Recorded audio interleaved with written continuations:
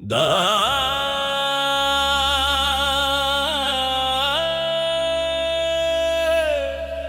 da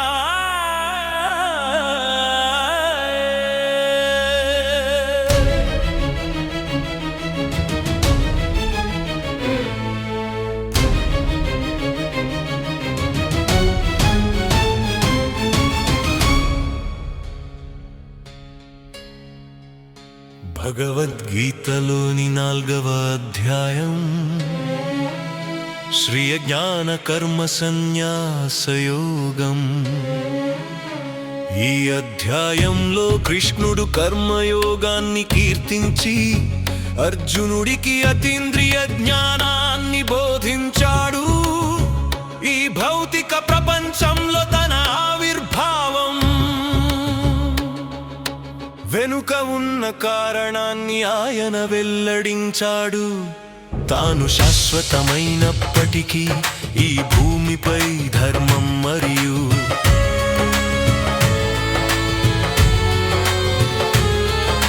శాంతిని తిరిగి స్థాపించడానికి తాను పదే పదే పునర్జన్మ పొందుతానని ఆయన వెల్లడించాడు. ఆయన జననాలు మరియు కార్యకలాపాలు శాశ్వతమైనవి మరియు భౌతిక లోపాలతో ఎప్పుడు కలుషితం కావు.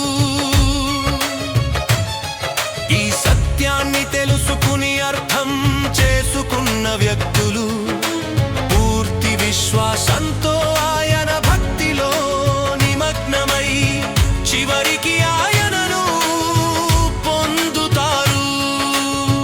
వారు ఈ లోకంలో మళ్ళీ జన్మించాల్సిన అవసరం లేదు.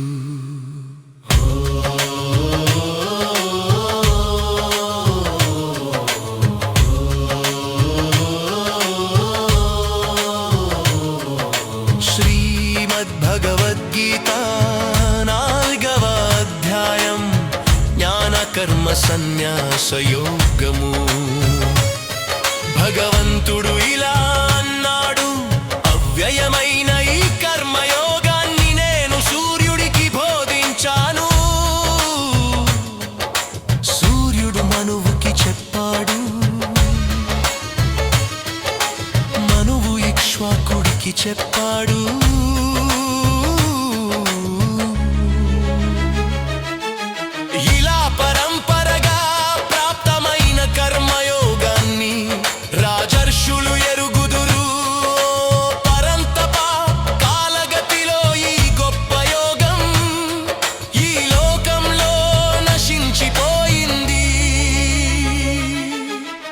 నువ్వు నా భక్తుడివి మరియు నా స్నేహితుడివి, అందువలన ప్రాచీనమైన యోగం ఈరోజు నేను నీకు తెలియచేస్తున్నాను. ఇది ఉత్తమమైనది, రహస్యమైనది కూడా.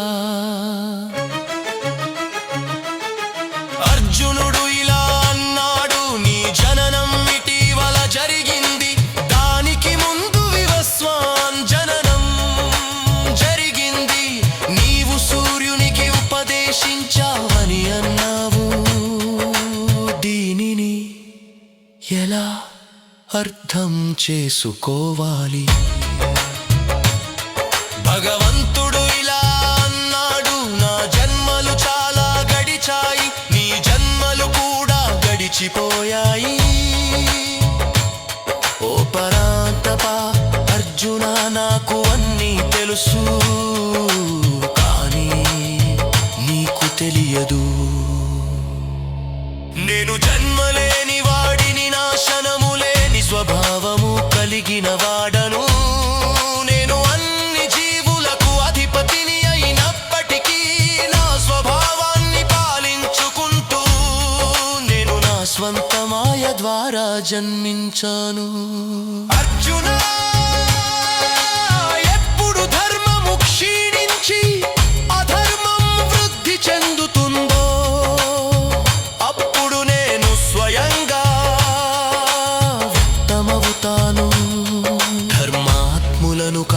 కాపాడటానికి, దుష్టులను నిర్మూలించటానికి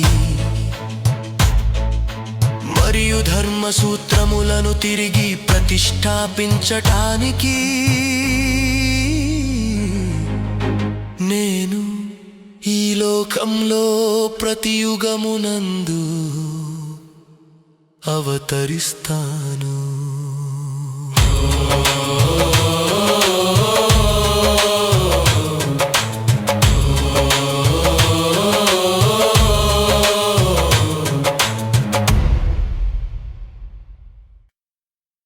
నా దివ్య జన్మ మరియు కర్మలను వాటి నిజమైన వెలుగులో తెలుసుకున్నవాడు శరీరాన్ని విడిచిపెట్టిన తరువాత మళ్ళీ జన్మించడు. ఓ అర్జునా, అతను నా దగ్గరకు వస్తాడు.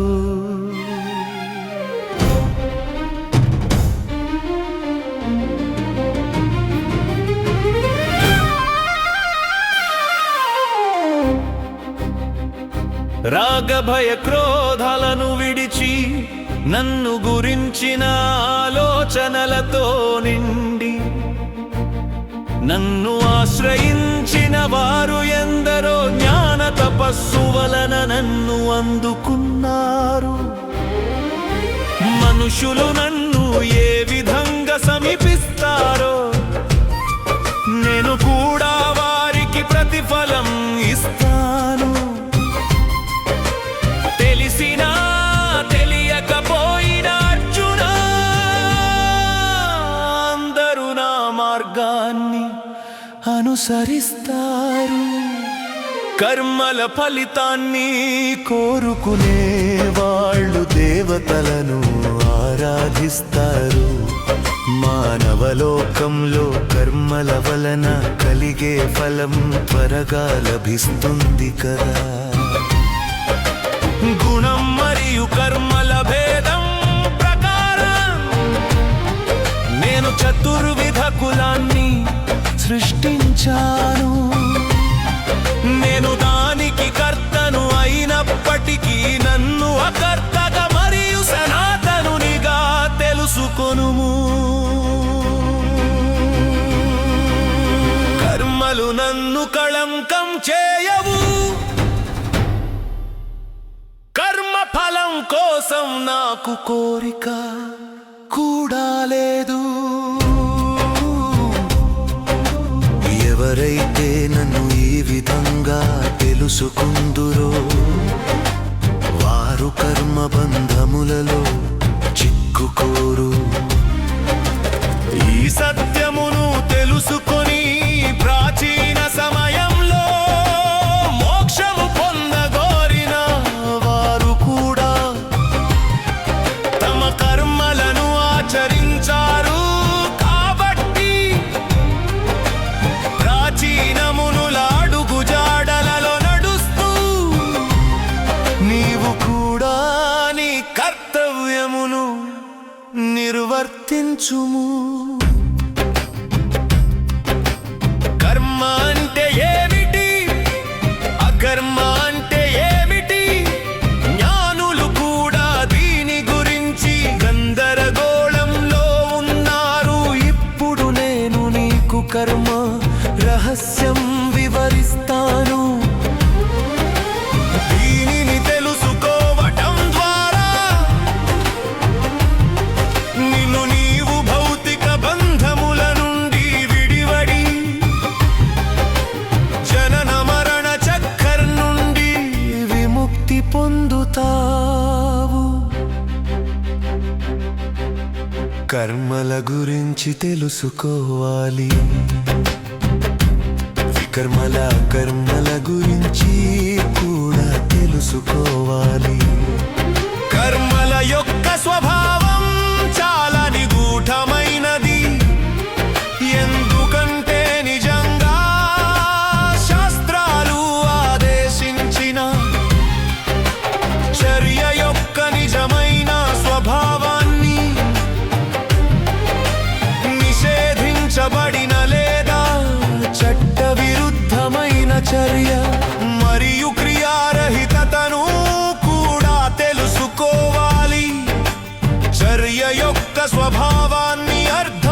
చేసుకోవడం కష్టం. కర్మలో అకర్మని, అకర్మలో కర్మని ఎవరు దర్శిస్తారో అతడు మనుషులలో అందరికంటే బుద్ధిమంతుడు, అతడే యోగి. యావత్తు కర్మని పూర్తిగా చేసిన వాడవుతాడు. ఎవరి కర్మలన్నీ కోరికలు, స్వార్థపూరిత ఉద్దేశాలు లేకుండా ఉంటాయో, ఎవరి కర్మలు జ్ఞానాగ్నిచే దగ్ధమవుతాయో వారిని జ్ఞానులు ఋషి అని పిలుస్తారు. కర్మ ఫలాల పట్ల మమకారం త్యజించి ఎప్పుడు తృప్తిగా దేనిపైన ఆధారపడకుండా కార్యంలో నిమగ్నమై ఉన్నప్పటికీ ఏ కర్మని చేయని వాడే అవుతాడు.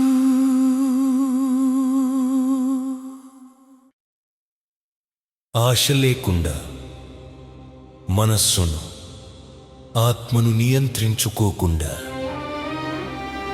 ఏది నాది అన్న భావన లేకుండా అన్ని లోభాలను విడిచిపెట్టి శరీరంతో కర్మలు చేస్తూనే ఉన్నా ఏ పాపము అంటదు.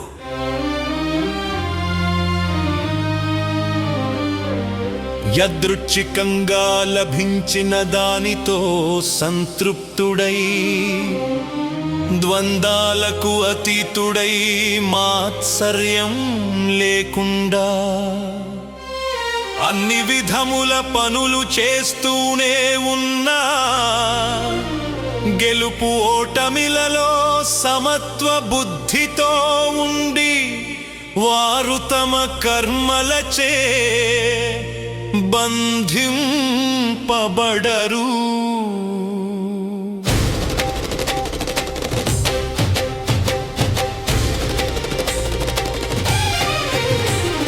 మమకారం లేని వాడికి, ముక్తి పొందిన వాడికి, జ్ఞానంలో మనస్సు స్థిరపడిన వాడికి, భగవంతుని కొరకు త్యాగం కోసం పని చేసేవాడికి అన్ని రకాల కర్మ ప్రతిచర్యల నుండి విముక్తి కలుగును.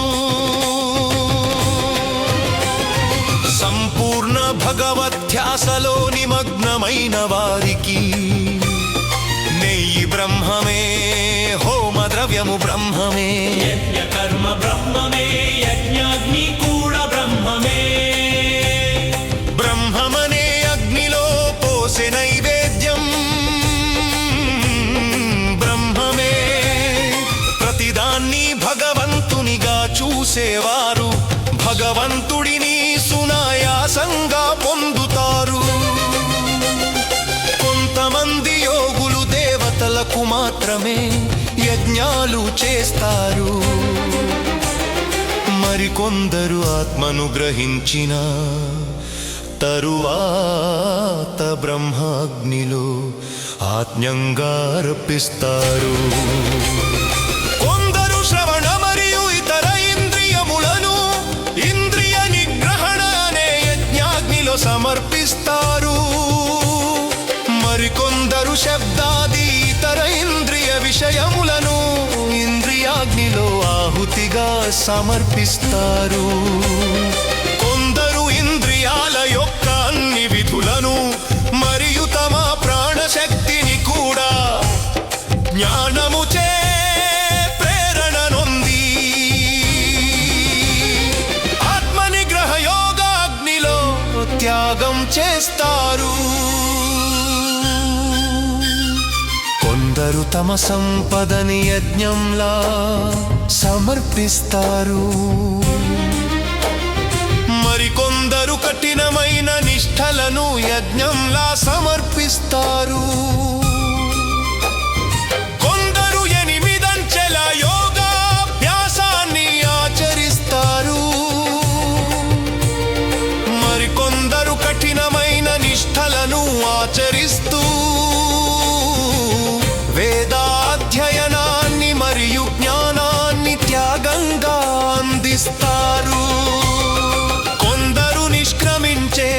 శ్వాసను లోపలికి వచ్చే శ్వాసను నిష్క్రమించే శ్వాసలోకి త్యాగం చేస్తారు.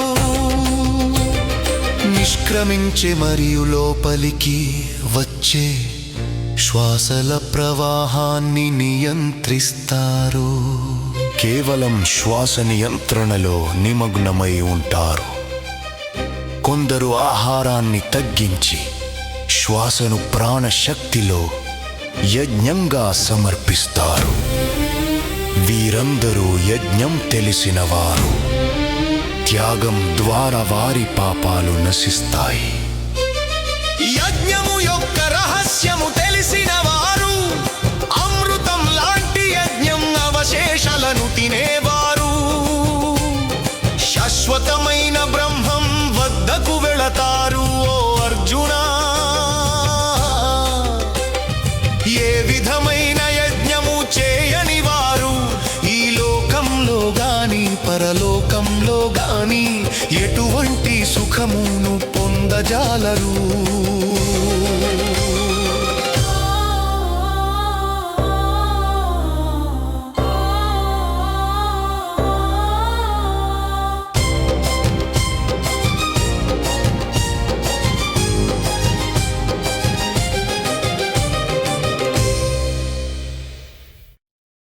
ఈ విధంగా అనేక విధాల యజ్ఞాలు వేదాలలో విస్తరించబడి ఉన్నాయి. అవి అన్నీ కర్మల వలన జనిస్తాయని తెలుసుకో. ఇలా తెలుసుకుంటే విముక్తుడవుతావు. అర్జునా, అంతపా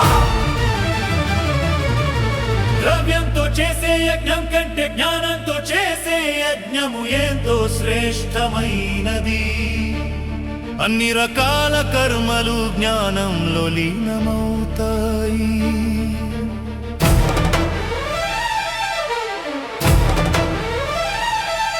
ఒక ఆధ్యాత్మిక గురువుని చేరి పరమ సత్యమును నేర్చుకొనుము. వినయంతో ఆయనను ప్రశ్నలు అడుగుతూ ఆయనకు సేవ చేయుము.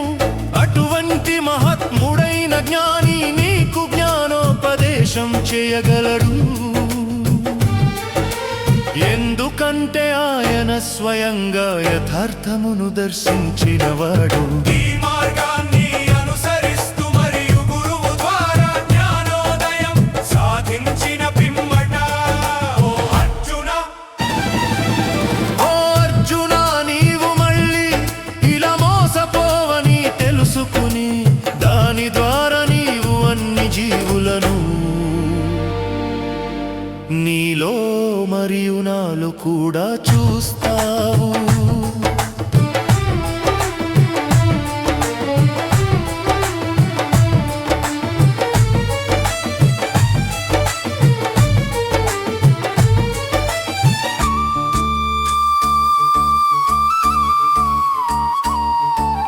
పాపులందరిలోకెల్లా అత్యంత పాపాత్ముడైన ఆధ్యాత్మిక దివ్య జ్ఞానమనే పడవలో దాటవచ్చని నిశ్చయంగా చెప్పవచ్చు.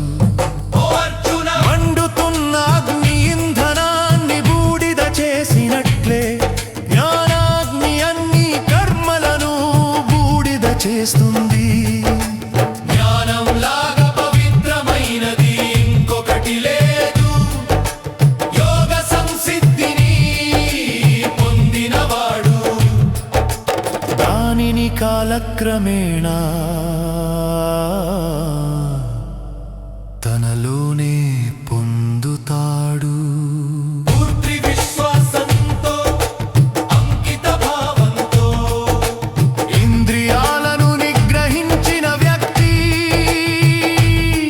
ఈ జ్ఞానాన్ని పొందుతాడు.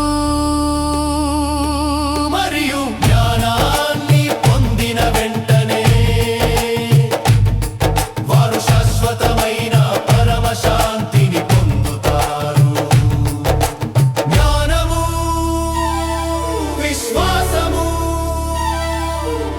రెండూ లేని వారు అనుమానం పడే స్వభావం కలవారు పతనమైపోతారు.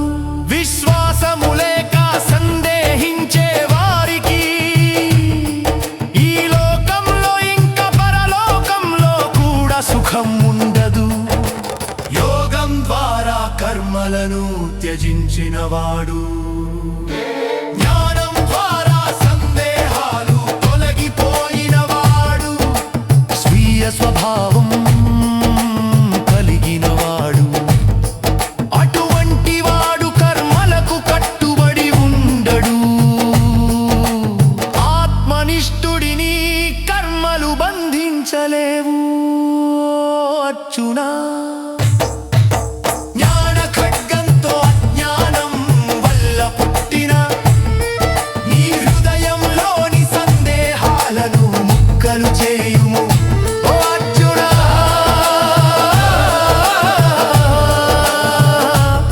కర్మయోగంలో స్థితుడవై ఉండుము.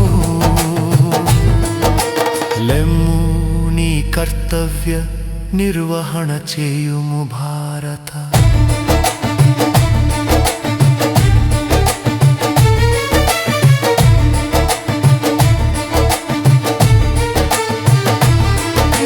శ్రీమద్భగవద్గీత 4వ అధ్యాయం జ్ఞాన కర్మ సన్యాస యోగము సంపూర్ణం.